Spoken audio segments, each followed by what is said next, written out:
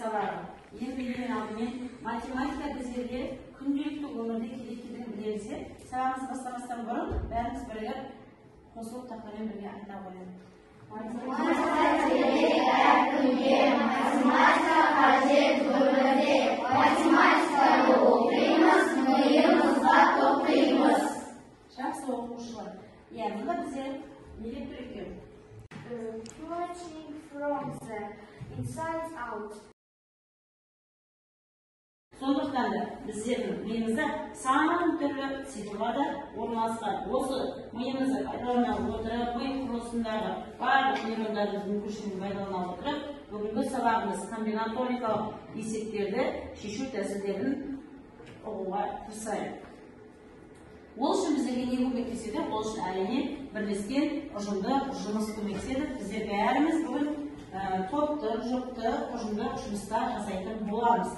Соның ішінде біздер оқушылар мына үйді бейнелеп тұр ғой, біздер бейнелеп тұрғандағыдай пазлны құрастыру арқылы біздің сабағымыз 5 бөлімнен тұрады.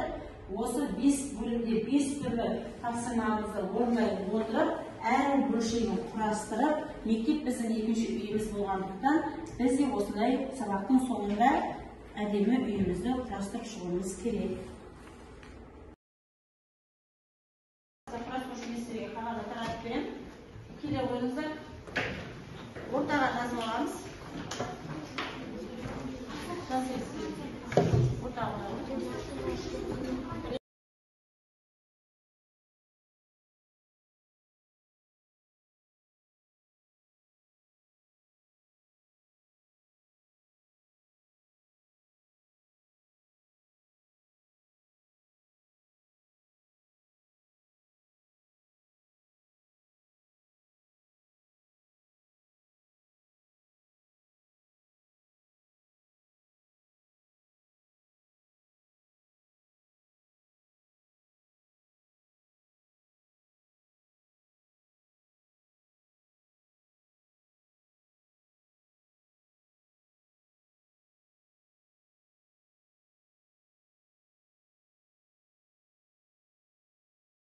Ұжым, есеп, таңдап алу, комбинация, логика, нысан, нұсқа жатады. Нысан, нұсқа, таңдап алу, есептер, нысан, логика, тәсіл. Комбинаторлық есептер дегеніміз не екен? Кім айтады? Комбинаторлық есептер дегеніміз есептер шығару барысында берілген нысандардың әртүрлі комбинация және комбинациялардың санын санауға тура келетін есептер. Жақсы, таңдап алу тәсіл бойынша қалай болады? Айта қойшы. Сандарды өсу ретімен жазу. Оқушылар, бүгінгі тақырыбымызда сонымен бірге бізге ерекше жануарлар туралы мәліметтер алады екенбіз.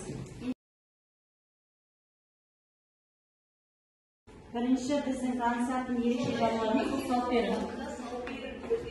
Олар халықаралық табиғат қорғау одағының қызыл кітабына енгізілген ерекше қорғалатын жануарлар санатына жатады. Салперінің қолымен өте белсенді әрі алғыр екені бірінші күннен байқалды. Күтім жасауға да ешқандай кедергі жоқ. Біз жануарлардың жойылып кетпеуі үшін қорғау жануарлар бар екен. Ең жалқау жануарларымыз мүйіз.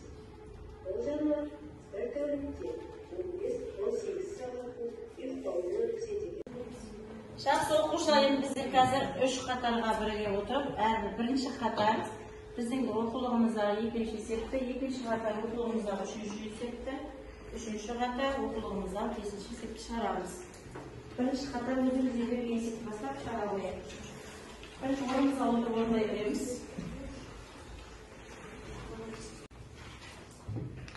Әлия ерекше жануарлар бейнеленген суреттер іздеді. Ол 3 сурет тапты, бірақ сабаққа тек 2 сурет қажет. Ол 2 суретті қанша тәсілмен таңдай алады? Жануарларды. Салпы ерін мен аңғор қояны. Салпы ерін мен жалқау аң. Жалқау аң мен аңғор қояны. Неше тәсілмен табылады екен? 3 тәсілмен табылады. Жақсы.